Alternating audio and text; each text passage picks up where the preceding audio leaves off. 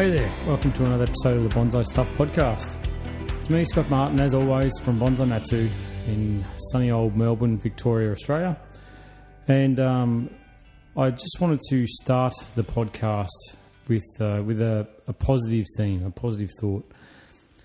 The podcast is basically my mental bonsai ramblings put into an audio form for people to enjoy. And from the feedback, it feels like everybody seems to be enjoying it, which is great. Very good for me and very good for you guys. So I thought I'd just share my thought. I'm been for a walk this morning, and I've got a plan for the podcast to get to where we talk about refined trees. But this morning while I was out for a walk, there's a lot going on around the place, everywhere around the world at the moment, and I love to, when I walk, I try to study the form of trees. I wouldn't say it's necessarily the natural form, because many trees have had impacts from humans in one form or another. So I look at the form of the trees and always think about how could they be improved or restructured or what's the beautiful part about that tree. And I was at this little coastal town walking around. So there's obviously there's wind issues. There's from the sea. There's lots of rainfall around this area as well. And I came past this one native Australian tree, and I was looking up at the form, thinking it's just magnificent. But I could see where at some point a major branch had come off in possibly a storm or something like that.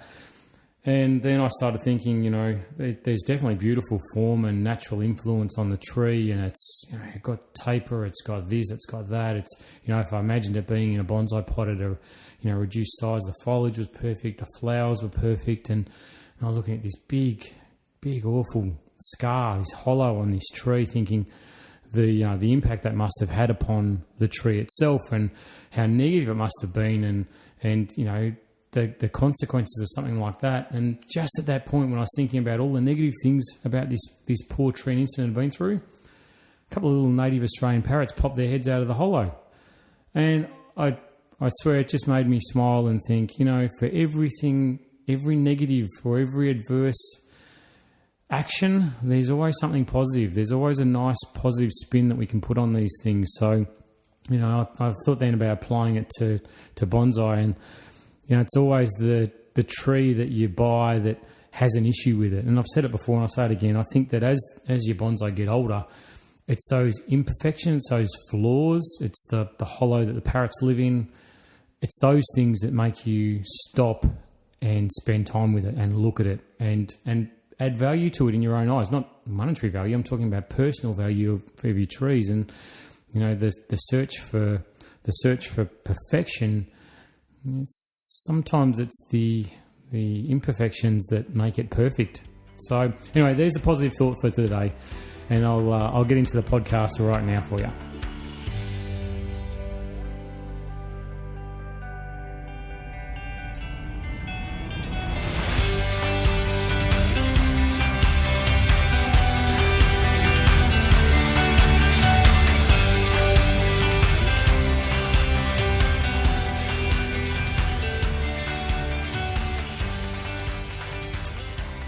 Okay, so lately I've been doing a lot of winter work on pines, which is, the cleanup from decandling, if that's happened with the species, like a black pine or red pine, or it's needle plucking, it's wiring, it's refinement. And a lot of trees that I worked on, which got me thinking about this podcast, were at the finished end of the scale. They're in the holding pattern, as I like to think about it. It's where their refinement work's being done. And, the thought that crossed my mind was, we all strive for beautiful bonsai, but when we get there, do we enjoy it as much? Now, I know that people that look at the trees enjoy them because they see this magnificent species that's grown for a very long time and had fine, delicate work done repeatedly over and over and over. And it's got it to the point where it's magnificent, in your eyes and in their eyes, and they can be bonsai people or non-bonsai people. But as far as us as bonsai practitioners, enthusiasts, people that pull out the scissors and work on little trees, is the refinement work boring? And that was, I suppose, what I wanted to talk about today, because the development work always comes with a sense of excitement and expectation. You're getting branches, your vision in your head is suddenly coming into reality, where you're placing future key branches in key spots, and you may not be doing necessarily the fine detailed wiring, but you're setting the bones, you're setting the structure of the tree, and that's, for all of us, that's a real kicker. But then you get to the refinement stage and it's just pluck, cut, wire. It's the same thing. It's repetitive. It's very systematic. And, I'll talk a little bit more about the repetitive nature of it. But, when we're working with a bonsai originally, it's like a caterpillar becoming a bonsai. We go through a transformation process. A field-grown stump coming out of the ground with no roots, no branches, just a nice-looking little trunk with potential that, wave a little magic bonsai dust on it, and 10, 15 years later, maybe more, maybe less, it's a masterpiece. So that's the exciting process, but it's more a matter of, I suppose, how we can deal with the boring part of the bonsai transition process to keep us interested without always needing to acquire new stock and start from the ground up, or never letting your trees get to that finished stage, which is a real possibility too. You look at your trees and you get bored with doing the same stuff. You get bored with looking at them, and that's cool. They're your trees, do what you want with them. But I think that you've got to consistently follow through on your plan or your objective so your tree can reach its potential. But it's that real question in the back of my mind as well. When I look at the trees, the refinement stuff, I'll zip through and look at it and go, yep, fine, great, no worries, next. But when you start to bend the branches and stuff, that's when, after I finish the work, sit back, put my feet up, and the tree maybe stays in the workshop for an extra 15, 20, half an hour, whatever it is, just to admire the work and be proud of what I've done, but also to start thinking, wow, that's going to grow here, then that's going to happen, then this is going to grow, and then that's going to happen, and when I repot it, it's going to go into this sort of a pot, and this is going to happen, and these are the next steps. So in my head, I sort of plan out the next 10 years for a tree that I've just worked on with a pretty clear and succinct plan, and sort of, I can see the jigsaw growing in my head. But then I look at the tree beside it that I've just finished working on before that one and think, that's what I want to get to. But it doesn't excite me. It doesn't, I love it. Don't get me wrong. I'm not being negative about it. I'm just trying to, I suppose, put my thoughts into words that I work on a tree so much and get it to such a point that I go, yeah, okay, now we're there. Now that's not the exciting part for me. I love it, but it's definitely not the part that sort of makes me sort of fly into the workshop with my scissors in hand. So, and the next part, I suppose, is talking about whether refinement work is easier, and I think it is. Or alternatively, does it take greater skill to do the refinement work? I don't know. You need to definitely have the techniques, good wiring, good pruning habits, good wound management, all the skills that go with it. But really, you require less vision of the future for a tree that's in refinement, and you're not going to learn as much on a tree with refinement just doing the same tasks over and over, year on year on year. And that's where it's that quandary in my mind where you've got to do all facets of bonsai to appreciate the end result. And next time you do that process, get better at it. And next time you do it again, it's even better again. So it's like these building blocks of your knowledge where, having a mentor, having someone there beside you, or someone you can bounce ideas off, or someone that can give guidance to you is fantastic, because that will accelerate that learning process for you. But even if you don't have that, really, you should reach out and try and, via one form or another. The world's a small place, as I've said before, with social media and whatever else, that you can definitely build communities in the bonsai world and ask for guidance, ask for assistance, and and try and build up that repertoire that you've got to make it that it's completely refined every time that you're working on it.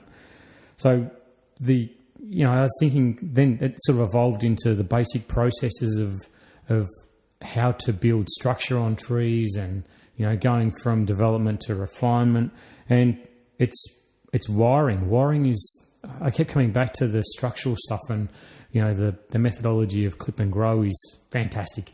But I think in my approach, and that's what I suppose you listen to the podcast for, is for my opinion, not for everyone else's. But I know that there are thoughts that you can clip and grow the entirety of a tree to being a stump to a masterpiece, and I'm sure you can. But I think that wiring helps us get to where we want to get to with the artistic vision that we've got a lot quicker and a lot more accurately than allowing the tree to do its own thing. And understanding the nature of the way that trees grow and all that sort of stuff, that they don't necessarily want to present themselves as we want them to be presented. But that's another issue. But wiring skill is the absolute foundation of good bonsai. And if you can slowly learn good technique with wiring, you're going to be so much better off with it than if you race through and don't put the time into that and try and achieve the result before you've done the correct technique application on the tree. So, wiring, you'll naturally get faster at it it's like anything. You learn a new skill. First couple of times, it's like riding a bike. First couple of times are a bit shaky, you might fall off. But then next time you get on, it's a bit easier, and next time it's a bit easier. And then later in life, you can jump on a bike at almost any age and still remember how to ride the bike, and you still do it well enough to get from A to B. So, the skill of wiring, I think in my head, is exactly the same.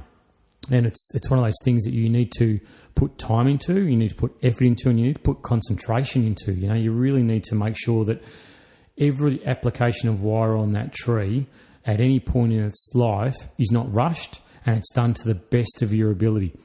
And that's really important, the best of your ability, because your ability is going to get better and better. So don't look back on wiring you did 12 months ago, or on an older tree maybe 2 years ago, and go, wow, that's embarrassing, hang my head with shame. Look at it and go, well, look at my wiring now and look how much better I've got since that point. And look back at what you've done and see how you could have improved it, and take the wire off and then reapply it and be proud of what you've achieved with it. One of the ways I learnt with wiring was to be given a tree that was wired by someone very good and very proficient, and then be asked to take the wire off by hand unwiring every single wire on that tree. At the time, I thought it was a real kick in the gut, saying, well, there's a day of my study life I'm never going to get back. But I look back on that time now so fondly, because you get to reverse engineer how someone with high level of skill has applied wire to a tree to build its structure and make it the tree that it is. These things don't just happen by themselves. They happen with a lot of dedication, a lot of skill, and a lot of application of really good technique. So this hand unwiring process, by the time I finished the whole tree, it was like I'd learned more doing that than by looking at pictures on the internet or reading a book or even getting a tree and trying to wire a branch. By the hand unwinding application of good wiring, I learned a lot from it. So I think that you've got to be really careful where you get your wiring technique from, because I see it all the time where people in the bonsai world apply bonsai wire pretty poorly and then go on to show other people. And I think it's going to take you a hell of a lot longer to unlearn poor technique than it is to learn the correct technique in the first place. And when you see a tree that's laden with wire and absolutely flogged within an inch of its life with wire, the wire becomes highly ineffective. Whereas when you look at good wiring and you see good application, then the wiring becomes almost invisible to the design of the bonsai itself, which is exactly as it should be in my mind. And when someone's a good wirer, because their trees are beautiful. So I think wiring's a great indicator of a professional's ability. And if you're looking for a good mentor and someone that can teach you and that you can learn from, then I'd strongly recommend study their wiring. And if you look at it and think, that looks really heavy or that looks really, second rate, then they're obviously not the people to learn that skill from. There might be other things that they can teach you, definitely. But I think that, taking advice from someone that can't do the process themselves is going to put you on a path that you're not going to come back from easily. So that's my 2 cents worth anyway. As a bonsai professional, I know that I myself and also other bonsai professionals wear our wiring skill like a badge of honour. Once you get your wiring technique to a certain level, it's definitely a damn proud moment to sit back and look at it, not in front of other people, but just purely by yourself to look at it and go, that's nice, that's a good job, and it's definitely something that you that, like I said, you take as a nice pat on the back for yourself when you put years and years of dedication into it. Anyway, so the last thing with the wiring side of things I just want to say is effective wiring isn't measured by the kilogram or pound of wire that's applied to the tree, and it's definitely not the approach of more wire is better. Less wire is better when it comes to designing your bonsai.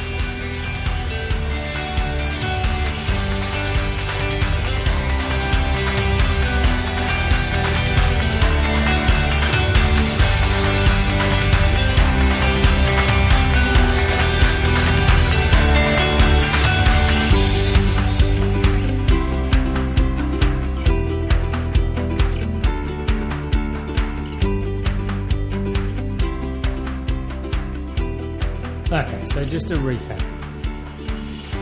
My thoughts, refinement work is repetitive, it's necessary to get your bonsais to a high level, and it can become a bit mundane. New wiring and styling is exciting and really rewarding too, and you get to apply really good techniques that you've learnt so you can exercise mentally and physically the processes of developing bonsai, making a bonsai, to make yourself more proficient at it. All right, so the quandary is, do you keep working on trees at the start of their life to get the enjoyment out of it, or do you transition to the refinement stage, which becomes a little less exciting for us, but is definitely producing what we aim for when we first start working on bonsai? So the question is, how do you hold the line? How do you stay on the path of refinement of your trees to get them to that level without wanting to redesign them every year, or whenever they get put on the bench, they cut that branch off, rewire it, reshape it, and keep reinventing the wheel? Simple. So, number one, increase the number of bonsai that you have. May not be possible, but it's definitely a good idea, because that way you have stock coming in, and it's also the point where you may look like wanting to sell some bonsai and transition them out. So some you'll keep on the path, some you'll bring in, you'll develop, you'll put a couple of years work into them, and you'll move them on. That's part of the cycle. Secondly, get bigger benches. Seriously, get big, deep benches that you put your bonsai on, and the ones in refinement, the inverted commas, the boring ones, push them to the back. So they're not the first choice that you go for when you want to get your scissors out and branch cutters and a steel Rio bar and bend branches. Put them at the back, leave them, let them do their thing, and just bring them off the bench when you need to do the resistance work. Maybe, thirdly, go and do some yoga classes. Look for some Zen time and some patience, because that's really what it is. It's patience. It's that ability to say, no, I'm not going to do something, that helps your bonsai get to that finish line, that end point. Use a tagging system too. A tagging system's a great thing when it comes to patience or letting your tree get to the next stage of development that you've been working on. So, for instance, let's say you've got a branch that's coming out that you're thinking to yourself, all right, I'm going to make that a key branch. It's going to drop. It's going to counterbalance the weight of the tree, but it really needs to get a lot longer. So when you want to get it longer, you don't prune it. So therefore, what I do is you put a little, like a loop of bonsai wire on there, or a red flag, or a piece of plastic, whatever it is, just so when I get that tree next time off the bench, I don't just get my branch cutters out and go, why is that branch so long? Cut it back. All right, silhouette's back to where it should be. By seeing some kind of flag or tag on an area of the bonsai, it makes me stop and think, okay, what was my thought process? What was I looking to do? And that's where I can sit back and go, that's right. I was thinking of doing this with that tree. Right, needs another year, leave it on there. Move the tag down a little bit further, put it back on the bench, let it do its thing. Let it get to that point so it can achieve the potential that I want it to do. You know, and the tagging system makes you stop, it makes you think, and it doesn't make you sort of rush in with, you know, with your branch cutters and start tearing stuff off. Next one, number 5, I reckon that a tree recording system is great. Making notes, having something that you can look back on before you work on the trees. You know, so let's say it's Saturday, it's a Friday, you're sitting down, feet up on the couch, getting ready for a day off, whatever it is that you've got to do. Saturday's your bonsai day. Get out your recording system, have a look at it and go, yep, today I'm going to work on tree number 127. And all right, I'm really excited about this. Then you go back through your notes, have a look at tree number 127. What was my plan with it? And that's with your note recording system. You don't just put in there what you've done. It's like, okay, what I want to happen next, or what I envisage is going to happen next. And I think that could be something which is really, really rewarding too. And it can develop your bonsai skill by, 12 months ago, 6 months ago, whatever it is. You said, I'm going to grow this branch because I want it to do this, or I want the shape to become like this, or I want the apex to now, instead of being on this side, I'm going to push the apex that side, which means I prune this side and let that side grow. Then you look back at, read your notes, then look at the tree and go, you know what? I missed the mark entirely. No problem. It did this. So next time you make notes, it's more related to what you do. And then eventually you'll start looking at your notes and start looking at it going, yeah, I got it right. That's exactly what it did. And I think that's where bonsai professionals and bonsai enthusiasts vary, because it's the understanding and the prediction of an expected outcome by applying certain techniques to a tree that maybe bonsai professionals can pick up on a little bit quicker than what an amateur can. And that's where that whole mentoring guidance thing comes back into it again. So yeah, tree recording system I think is good. I don't use one. I use I use photos a lot. So I'll take a lot of photos of trees, as you see on Instagram and the social platforms. And I can then look back on that tree at that point and see how it's developed over time as well. So I think even if you just use something very fundamental, something very basic like photos and store it away in a folder called bonsais, then you can call it up and look back on it somewhere down the track. Seek advice is another one, or confirmation of a major structural change. I've seen that time and time again where I'll see a customer's tree in the workshop and it looks great and it's really starting to get there. We talk about a plan. Next thing I know, the tree comes back 3 months, 4 months later, and the entire top of the tree's taken off, and it's a semi-cascade starting to be redeveloped. It's like, yeah, okay, this is that whole holding the line moment where you need to possibly reach out to somebody and say, okay, I know we were talking about this, but what do you think? And the person on the other end of the line can simply say, yeah, it's a great idea, let's redesign the thing for the 15th time, or no, you've got to hold the line, mate, just be patient, because this is going to be the end result. And I think that getting that confirmation, that reassurance that you're on the path still and that it's going to get there and it's going to be a beautiful bonsai, for a lot of people is exactly what you're looking for, and it's not that hard to receive it. The next thing to sort of help yourself hold the line is get busy with seasonal work. Oh my God, do the seasons fly past when you've got bonsai? It seems like, repotting only happened last week, and it's about to, repotting season's now underway. It's about to fire up in a big way, and it just seems like 12 months have just zipped past in the blink of an eye. And I think that if you can allocate yourself to the seasonal tasks, then you'll find that the development stuff happens naturally in the background. Get busy with other trees, leave the ones on the path they've got to be on, and try and be consistent at your time frame to your bonsai calendar that you use for wherever you are around the world.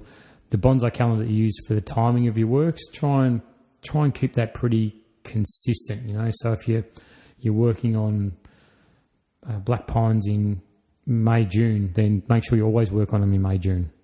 Don't leave it. So that way the tree gets to get into a pattern as well.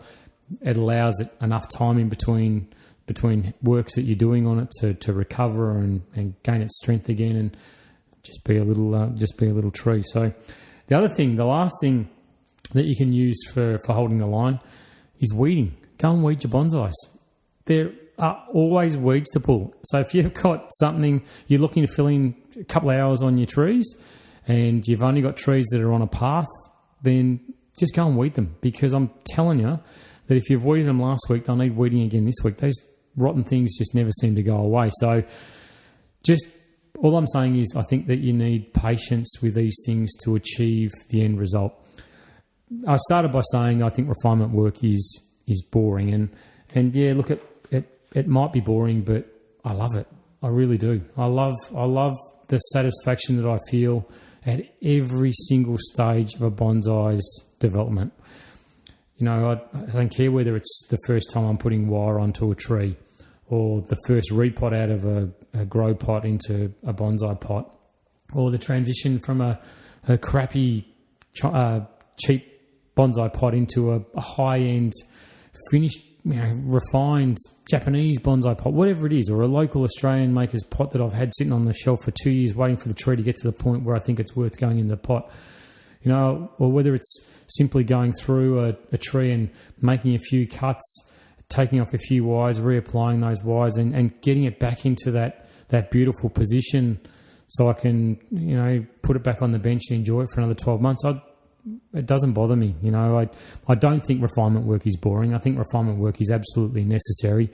And I think that it's really important to make sure that you embrace every single stage and every single moment of the bonsai development path, because it's like everything in life. It's gone so fast.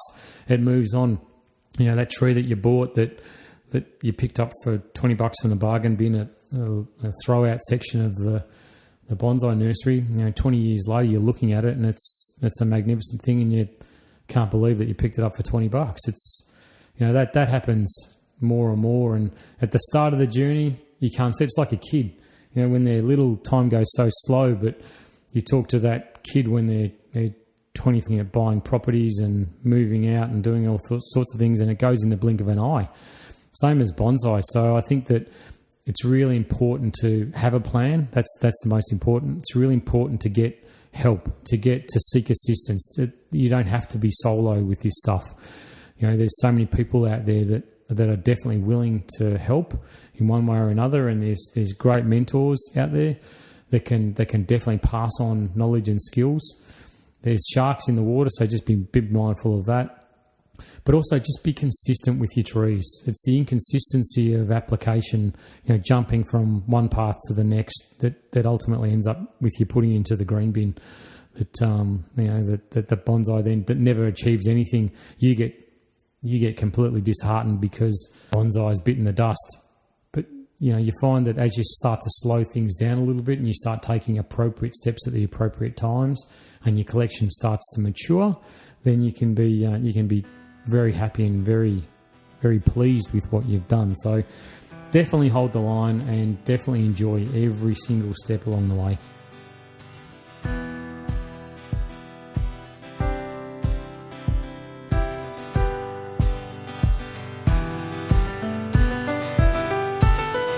I spend my youth dropping coins in a wishing well.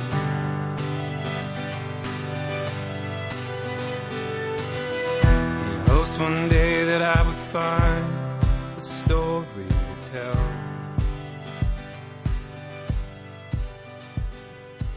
Righto, so another thing that was crossing my mind the other day as I get into these states when I work on trees for days on end, I was thinking there's got to be some kind of formula or mathematical plan for pad weight that's dictated by the trunk thickness. There's a common thing that I see that often needs to be amended or manipulated with people when they're working with their own trees, that the pads can get to be too large and too heavy and too robust for the size of the tree that you've got. And that's really common, because you'll sort of start the tree and the pad size will be maybe just a little bit smaller than what it needs to be. Then it starts to grow, gets to about the right size, and it grows again and gets a bit bigger, grows again and gets bigger. And it gets to that point where people can't or won't start reducing that pad to bring it back into line with the tree, because it's doing what it should do, right? It's doubling in size. One branch becomes two, the 1-to-2 philosophy, and it gets bigger and bigger and bigger. And all of a sudden, when you stand back and look at the tree independently, not up close. When I say up close, when it's your tree, you look at it very differently to when it's someone else's tree. But the whole pad size gets to be too big and too robust for the size of the trunk that you've got. And then when you come in and you refine the pad size down to an appropriate size for the trunk, and an appropriate weight for the trunk. So it's not just, it might have a long branch, cascading branch or something like that, but then the foliage pad on the end has got to be the correct size and weight for the size of the trunk that it's got there as well. Too small, it looks immature and looks like it's going to die. Too big, and it just looks like it's going to tip the tree over, and it's maybe makes the tree look younger than what it should if it was the correct size. So there's got to be some kind of a formula or some kind of mathematical process where you can say, okay, then really, the width of the trunk multiplied by 4 or 5 or whatever it is gives you the length a branch can extend from the trunk on a say informal upright. And it might be that the pad size is 2.5 times the width of the trunk at that point. So so the pads get smaller and narrower as they ascend up the tree and get towards the apex of the tree. And I think that there's got to be something. I haven't put my finger on what it is, so I'm not broadcasting this podcast to say, hey, here you go, here's the magical formula for you to have perfect bonsai. It doesn't work that way, of course, but I just think that there's got to be something. So as I said, this is just part of my ramblings that I was going through, that I thought, I've got to get this onto the podcast, because surely someone out there, whether it's Ben from the Central Coast or it's Fred from Philadelphia, thanks for reaching out, guys. Someone might say, hey, yeah, I reckon it's got to be this, or look at a perfect bonsai, take the measurements and go, yeah, well, this is it. And I think that's something might provide some sort of a catalyst, not a cookie cutter moment, where you try and mimic and make everything exact, but it might sort of help you with the sizing of your pads in relation to your trunk. So if you've got a really thin trunk, remember to keep the pads a little bit smaller to keep the tree like it's in proportion.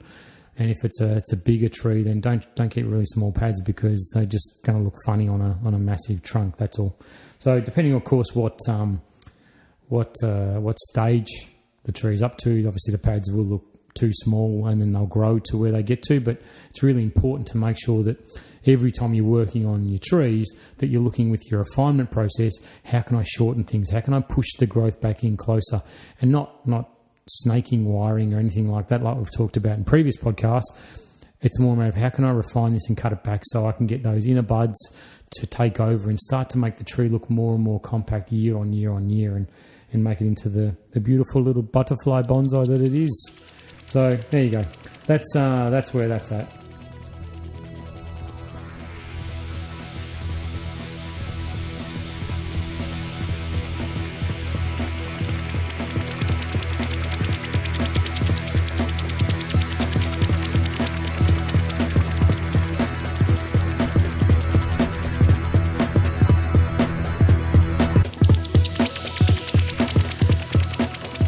Okay, so that's another podcast done. Thank you, as always, from the bottom of my heart for tuning in. I really do appreciate it. I love the bonsai community. I love bonsai. And I love the people that are involved in it. Everyone's so passionate, and from so many different walks of life, and that common bond that we've got, and it's really nice. So thank you, everybody, that reached out to me, that stay in touch, that connect via Instagram or Facebook. Please make sure you do. Just search for Bonsai Matsu. Also, check out my YouTube channel too. Just search Bonsai Matsu. You'll find it on there. There's some recent posts of a white pine that got styled head to toe and wired quite nicely. There's black pine stuff on there as well, and there's more planned. I've got a couple of trees that I'm working on at the moment that'll feature on there. Monterey or radiata pine work on there for a big beast of a tree. Australian natives, there's lots of stuff planned for it. So check out YouTube, subscribe, and make sure you stay up on the notifications for that as well, because like I said, it's going to be something that I want to develop in conjunction with the podcast. So there may be times where the podcast sort of links to YouTube and vice versa. So thank you very much for tuning in. Please stay safe. Please keep an eye on your bonsai and spend as much time as you possibly can with them, because they give back far more than what you give to them. And make sure that they get your full attention that they deserve and they respect, and give them the love that they need at the time of the year. As always, please reach out, Scott at Bonsai Matsu, via Facebook, via Instagram, via whatever. And let me know how I can possibly help. And thank you for tuning in. And as always, until next time, happy bonsai.